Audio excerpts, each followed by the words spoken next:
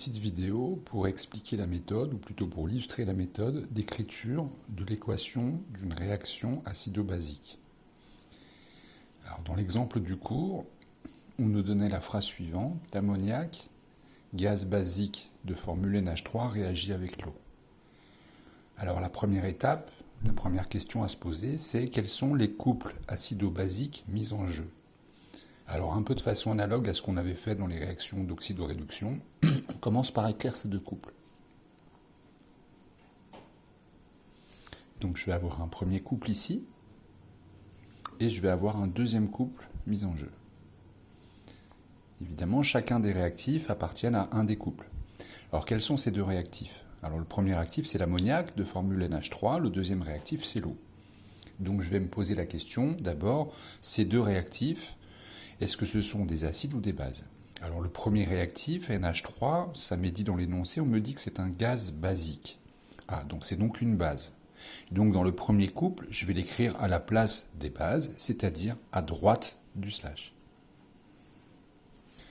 Ensuite, l'eau, je ne sais pas, rien m'est dit. Par contre, puisque je sais que le NH3 a réagi en tant que base, alors d'après le petit texte qui précède, forcément l'eau a joué le rôle d'acide. Donc dans le deuxième couple, je vais écrire l'eau à gauche, c'est-à-dire à la place des acides.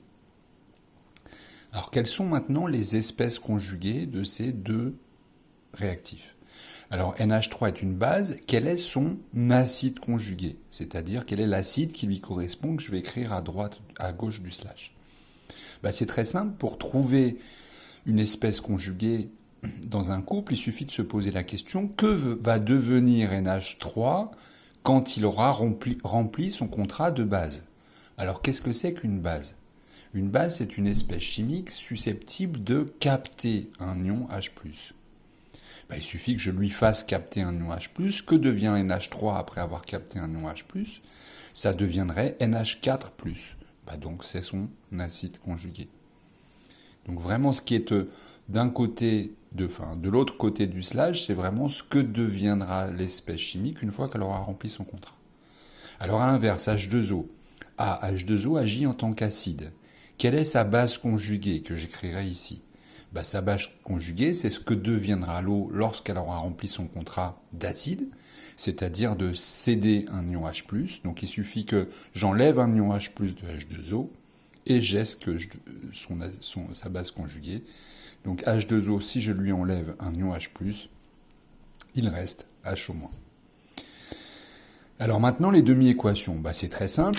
Donc, pour écrire les demi-équations, pour chacun des deux couples, je vais écrire de part et d'autre d'un égal les deux membres du couple, en écrivant le réactif à gauche. Donc les réactifs, j'en ai deux, c'est NH3 pour ce qui est de ce couple-là, H2O pour ce qui est de celui-là. Donc ici, je vais écrire NH3 à gauche, 1 égale NH4+ de l'autre côté. Même chose pour l'autre couple, H2O souligné, je l'écris à gauche, 1 égale, et de l'autre côté du égal, H-. Ensuite, je n'ai plus qu'à ajuster ces deux équations en rajoutant un H+ du côté où il en manque. On voit qu'ici c'est de ce côté. Donc cette demi-équation me dit que NH3 va capter un ion H+.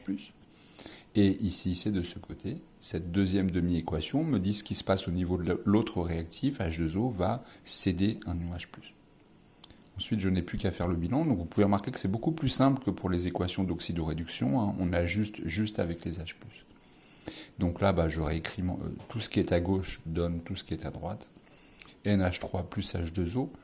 Je ne mentionne pas les ions H+, puisque l'ion H+, cédé par lui va être récupéré par lui. Au bilan, il ne traîne pas dans la nature, et du coup donne ce que j'avais à droite, NH4+, plus H-. Alors je mets un petit guillemet autour de la flèche, puisque vous verrez un petit peu dans la suite du cours que l'écriture d'une flèche n'est plus systématique, puisqu'on écrira une flèche uniquement si la réaction est totale. Alors je viens seulement de m'apercevoir que peut-être que ma feuille n'était pas cadrée, j'espère que tout passe à la vidéo.